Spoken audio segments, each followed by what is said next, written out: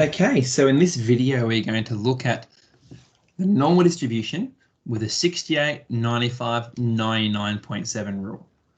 This is a key feature of the normal distribution and enables us to find values of variables or probabilities without using a calculator. So it all relies on the symmetry of the normal distribution, and it relies on the three cases I've got below for you. These are taken from the Cambridge Essentials textbook for Year 12 math methods for sourcing purposes. And what we learn is that the area, so take our mean, go one standard deviation up, one standard deviation below from the mean, and you'll find 68% of the data or the values lie within one standard deviation of the mean. And that's what this is.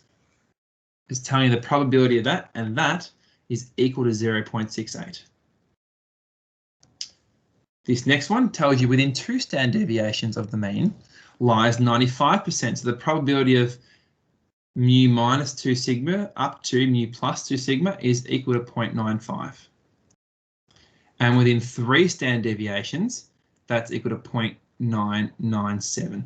So for normal distribution curves, within three standard deviations of the mean, you've pretty much got the whole distribution spread. There's going to be some very small amounts out. It's going to be very hard to get those values outside of those sections. So the majority is going to lie in there. Now, it doesn't just have to be that we're dealing with 1 sigma or just 2 sigma. We can mix and match these a bit. So remember the idea of symmetry. So from 1 down to 1 up, we said was 0.68. But if I cut it in half, from the mean to 1 up, that is exactly half. So that's going to be 0.34 in there, which means this one is going to be 0.34, and together they give you 0.68. Within two standard deviations of the mean, we said it was 0.95. But if I cut it in half, that bit there is half of 0.95, which is 0.475. And I can also think a bit further and cut it further down here. And we know this part in here is equivalent to 0.34. This whole thing was 0.475. So this one here is 0.475 minus the 0.34 to give you 0.135. We can cut little pieces out if we know the standard deviation and how far things are from the standard deviation, from the mean, sorry. So let's look at how it's done. It's always good to draw a diagram for each one of these. So let's draw a bell curve. So we're going to have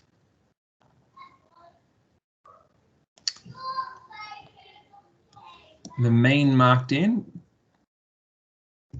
So the mean is marked in at 3,300 grams there. We're dealing with birth weights of children in the US here.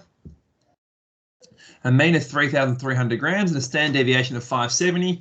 So let's mark in 1, 2, 3 standard deviations, 1, 2, 3 standard deviations. So within 3 standard deviations, this is +1, +2, +3, -1, -2, -3 standard deviations. Of course, the values there are not, that value there is not just 570, it's 3,300 plus the 570. I'm just drawing it for space's sake.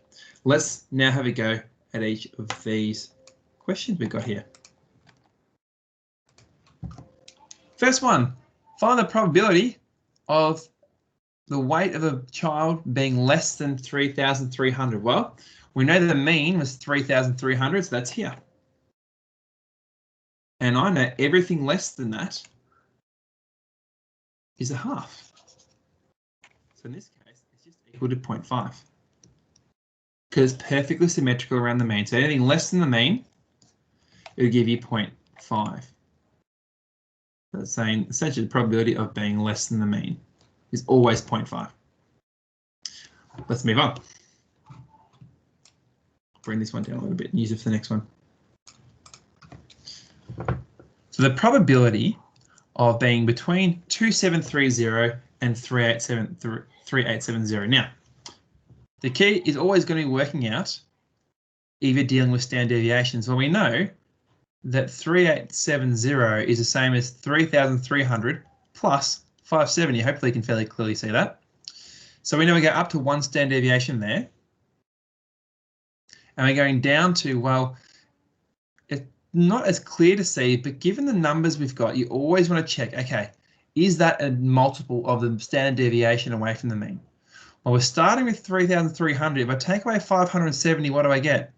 Oh, I just happen to get 2730, which is 1 standard deviation down. So we're looking at that section here between 1 standard deviation either way. And up here, we said that was 0.68 for a probability. Now, sometimes it won't be immediately obvious that this is 1 standard deviation away or 2 or something, but because you'll be doing this in a tech-free, you need to be looking and thinking, do I have a multiple standard deviation from the mean? The next one, the probability of being less than 4440. Again, what's 4440? Well, let's think about it. We know 3,300 is the mean. So that's plus 1140. If I add these two together, there's the mean, plus 1140, I get 1440, 4,440, sorry. So that's mu plus, well, that's actually the same as 2 times 570. That's 2 standard deviations, which is here. And I'm just asked to find the area less than that. That's all this. So what I now do is I take either this 50% here and I add it to this section here, which I know, we said before, that within 2 standard deviations, either side, we end up with 95%. But if I just take half of it, we said it was 0.475. It's half of 0.95. So we add that to our 0.5 and we get 0.975. We could also find the area of this tail and subtract it from 1. So let's look at that.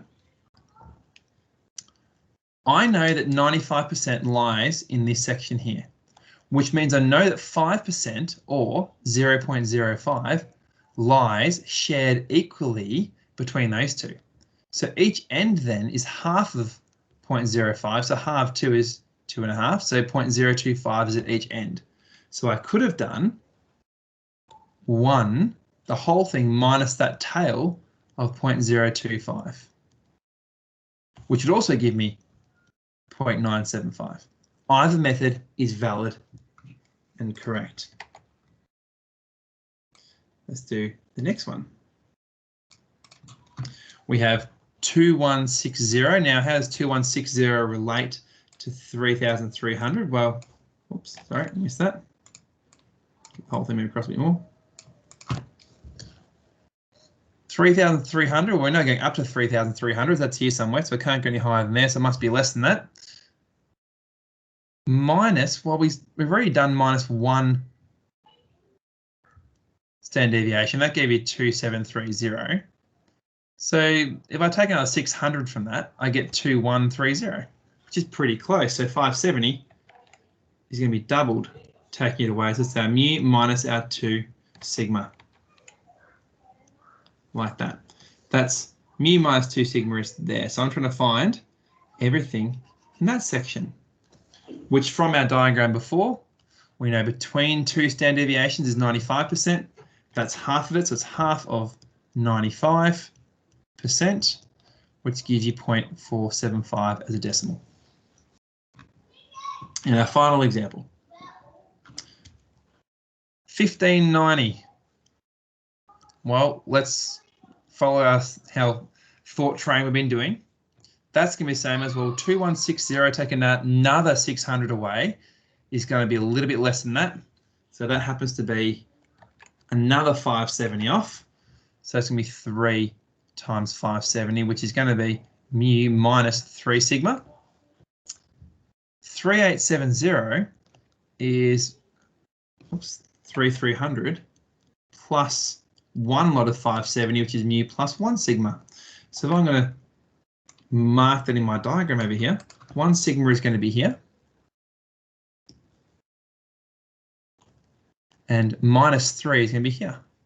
So I've got all of that I'm going to add together.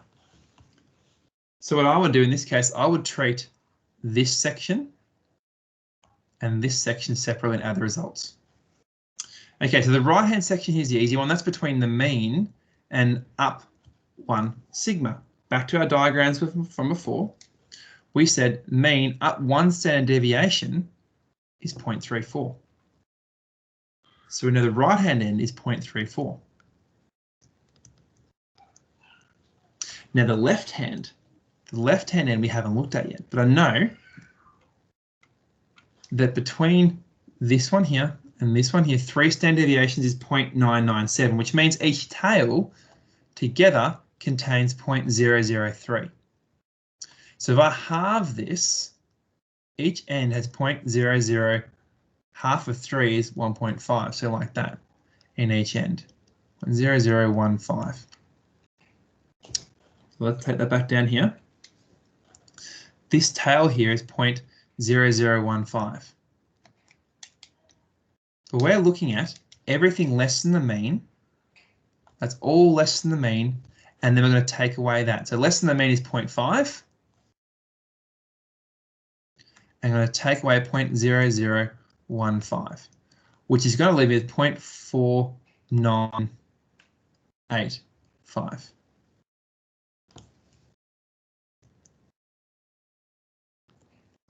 If you can't remember how to do that, make sure you